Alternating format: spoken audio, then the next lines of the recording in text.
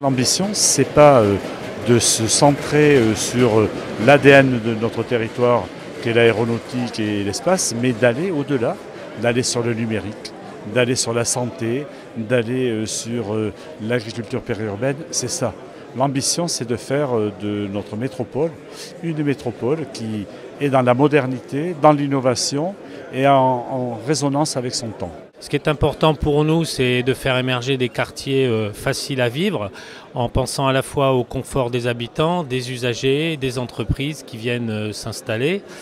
Bien entendu, tous ces nouveaux quartiers intègrent les mutations profondes que nous traversons, l'évolution des pratiques urbaines, l'évolution des modes de vie, l'adaptation au changement climatique, qui est un sujet important qui a été pris à bras-le-corps. Et c'est important que ces quartiers, ces nouveaux quartiers, soient rattachés à l'histoire de la ville.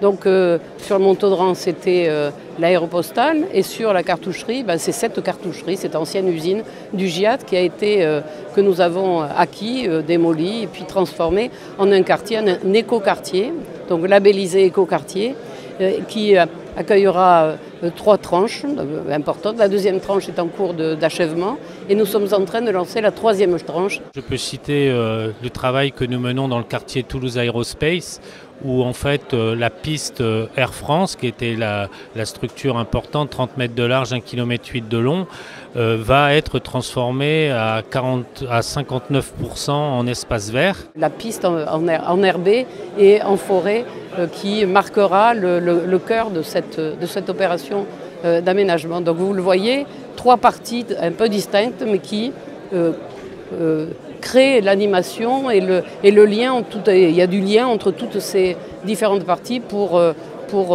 faire de ce quartier un quartier vivant, habité. Donc c'est une très très belle opération toulousaine. J'aimerais bien parler du Grand Matabio.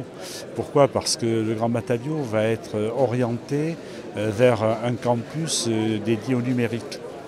C'est vrai que nous avons besoin aujourd'hui d'un totem du numérique, parce que nous avons des centres de recherche, nous avons des universités, nous avons des enseignants dans le domaine du numérique.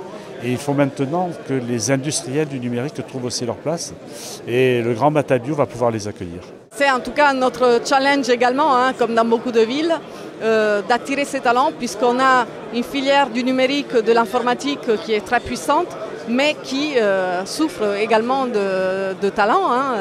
Et donc l'agence d'attractivité a mis en place une opération d'attractivité de talents, et notamment d'accueil de ces talents et de séduction, avec par exemple des visites guidées spécifiques en qualité de vie que nous proposons aux entreprises. J'espère que ce sera une ville verte qui continuera à être attractive et accueillante. Une ville aussi avec des mobilités renforcées.